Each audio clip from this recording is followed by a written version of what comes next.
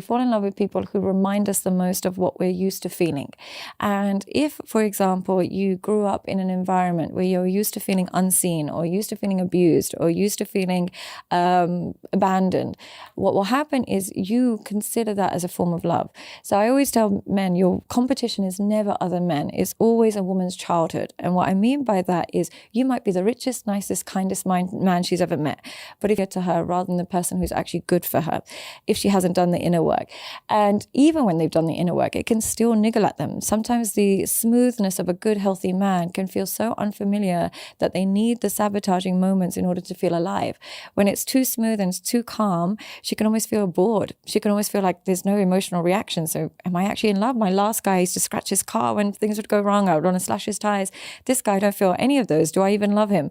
So it's not so much that they fall in love with people who hurt them.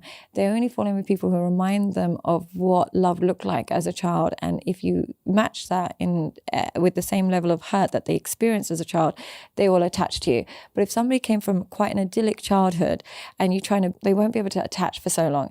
So one of the things that I always argue against when people say, oh, this person's such a narcissist, such an abuser, so narcissist. What we really should be doing is something was wrong in my self-esteem at the moment I chose them, because how did we connect? How did we last? How did I fall in love? How did they have this power over me? So instead of using that term, we need to reflect on what wounds we had that they were obviously attaching to. Yeah.